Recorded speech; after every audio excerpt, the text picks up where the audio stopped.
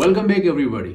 सो दोस्तों, आज का जो वीडियो है ये कोई व्लॉग या फिर किसी किस्म की रिएक्शन वीडियो नहीं है। आज के वीडियो आप सबके लिए एक ज्ञान है और ये ज्ञान इस तरह का है कि आप लोग अपने आप को बचा सकें। एक रियल इंसिडेंट आप सबके साथ शेयर करूंगा और उसके बाद बताऊंगा कि आप किस तरह से अपना पैसा लूटने से बचा सकते हैं। या दोस्तों, जिस तरह से मार्केट के अंदर हजारों किस्म के इस तरह के स्कैम्स आ चुके हैं, आपको कोई फोन कॉल करेगा और आपका पैसा उड़ाकर ले जाएगा। आज वो टाइम है ही नहीं कि आप चेक्स या फिर बैंक कॉपीज लेकर जाएं और अपने पैसे को विड्रॉ कर सकें। वो सिक्योरिटीज अब खत्म हो चुकी हैं। आज से 20 साल पहले क्या हुआ करता था कि हम लोग बैंक्स पे जाया करते थे और वहां पर हम स्लिप्स वगैरह देखकर, चेक्स देखकर अपना कैश लिया करते थे। आज जैसे ही मॉडर्नाइजेशन आ चुकी है और मॉडर्नाइजेशन की वजह से आप लोग घर बैठे बैठे अपने फोन से मनी को ट्रांसफर या फिर रिसीव कर सकते हैं। ऐसे में हैकर्स जो हैं वो और भी आसान हो चुका है उनके लिए आप सबका पैसा चुराना।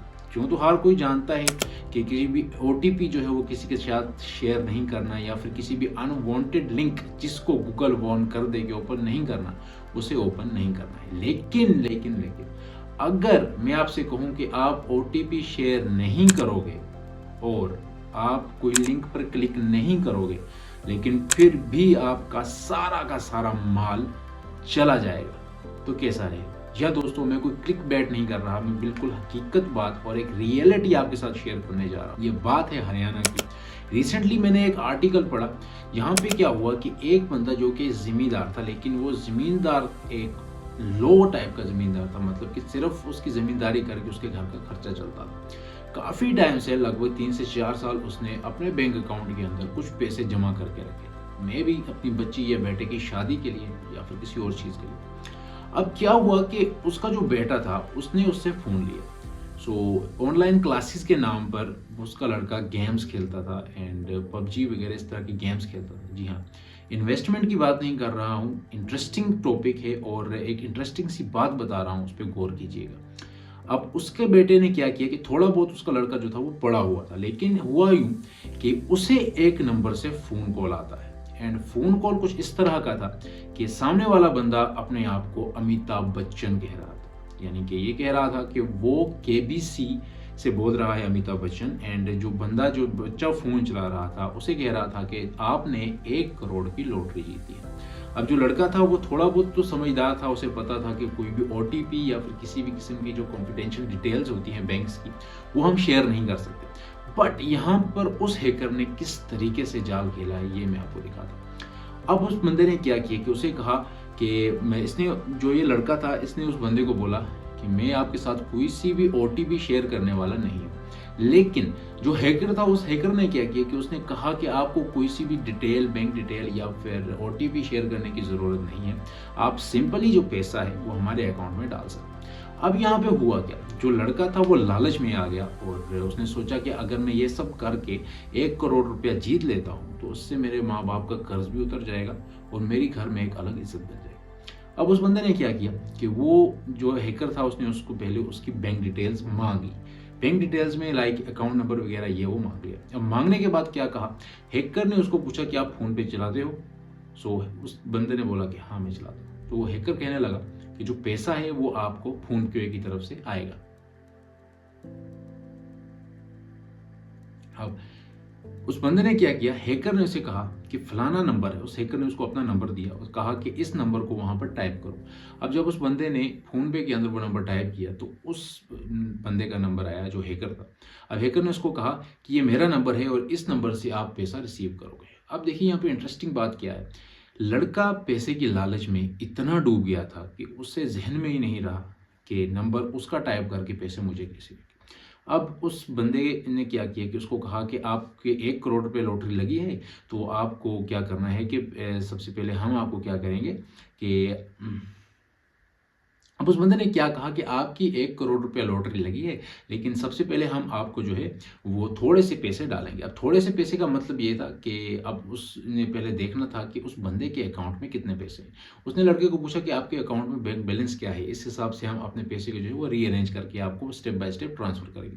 लड़के ने कहा कि मेरे अकाउंट में सिर्फ और सिर्फ अभी के टाइम पर 3 लाख रुपए। तो हैकर ने कहा कि 3 लाख को छोड़ो, आप 2.5 लाख रुपए जो है।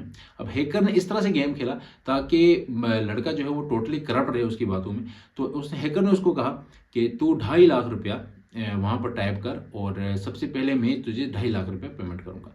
अब पेमेंट इन द सेंस क्या था कि लड़के ने OTP लिख ली थी, ठीक है।